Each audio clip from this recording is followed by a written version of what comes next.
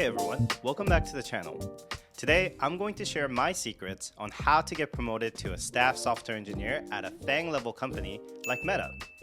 If you're new to this channel, my name is Johnny and I'm a staff software engineer at Meta. So I feel well positioned to talk about this topic as it only took me 1 year to go from a senior engineer to a staff engineer at Meta, and I believe that my key insights will help you save years on this journey to staff software engineer.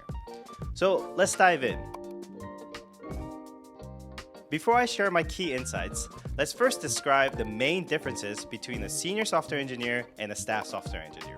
I would say that a high-functioning senior engineer, from a technical perspective, isn't much different than a staff software engineer.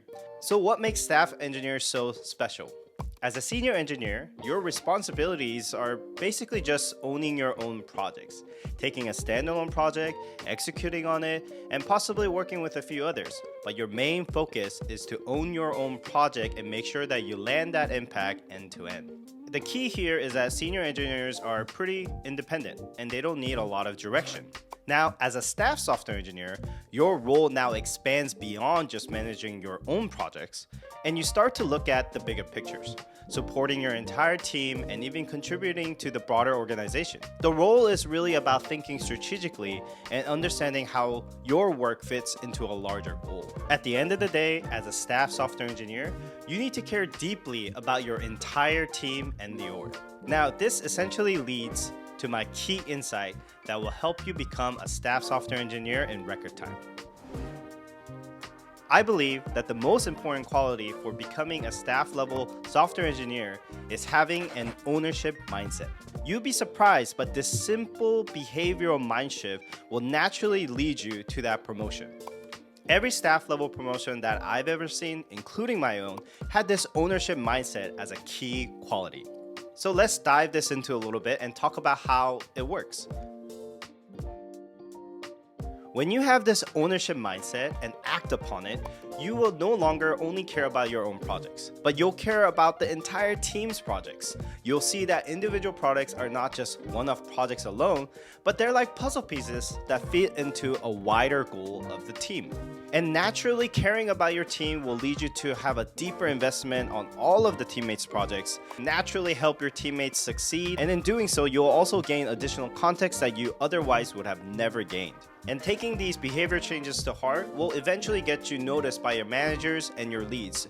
And at some point, you'll become a natural tech lead for the entire team, leading planning, mentoring teammates, unblocking projects, and solving the most difficult problems that the team is facing. Once you have proven to your manager and your team that you genuinely care about the success of the team, and you're willing to help others, essentially you become a de facto tech lead. Sometimes this may be like an official role, but usually it's very clear to most people who the tech lead of the team is. Now, this is very important because getting up to this point will set you up for even greater success down the line.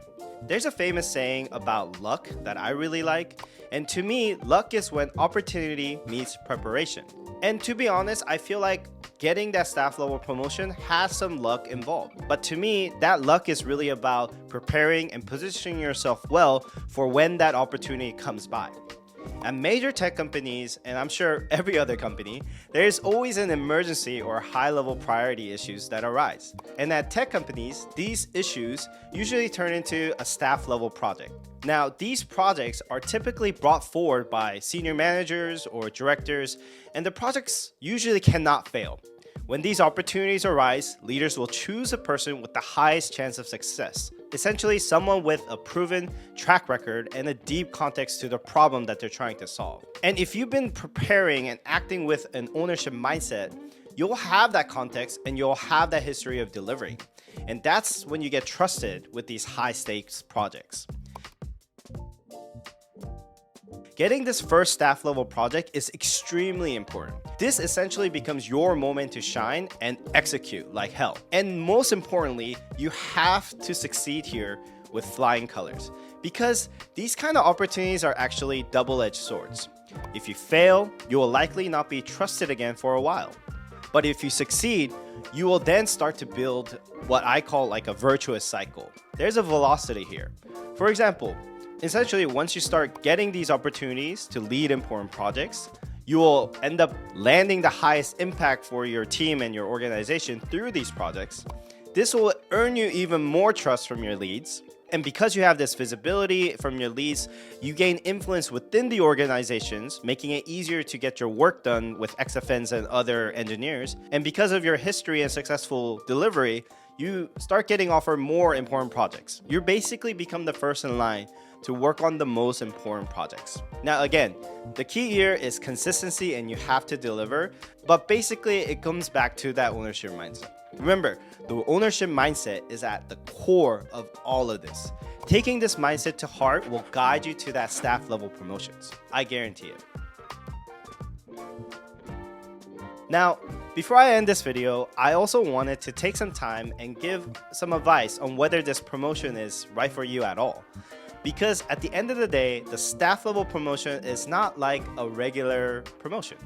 For example, the difference in function from a mid-level software engineer to a senior engineer, there's not that much difference. The main difference here is that senior engineers mainly just operate more independently than mid-level engineers. But both levels mainly focus on building and shipping features as independently as possible.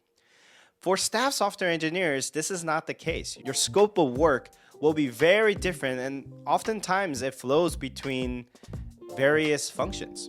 One day you may be a fixer driving critical bugs in someone else's code base because your director needs more urgency in a fix. Another day you might be leading a team planning exercise for the next half and working with your manager on staffing choices. Or maybe you're spending a ton of time mentoring your teammates and helping them grow as engineers. These are natural side effects of this ownership mindset and the staff level role. And what this means is you'll end up just doing a bunch of work that really isn't in your job description. Another really important concept to remember when you're going for this promo is that promotions at basically all companies are generally lagging. In practice, this means that you'll be doing the next level work for a certain period of time without actually getting that promotion. This period, in my opinion, is actually really difficult because it may feel really unfair, and any setbacks during this time can feel really dreadful. There might be a crazy rework, your manager could leave. There's so many things that could go wrong that kind of can also set you off course a little bit and extend the period that takes you to become staff engineer. And these really hurt.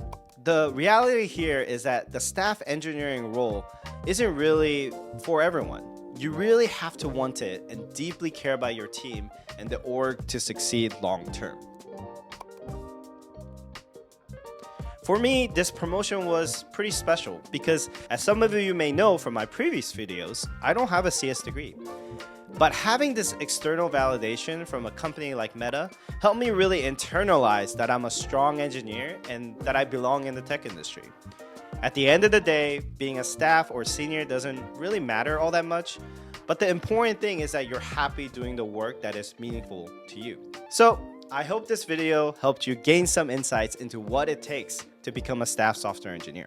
If you enjoyed this video, check out my other videos on software engineering, and don't forget to leave me a like and a subscribe, and I'll see you on the next one. Bye.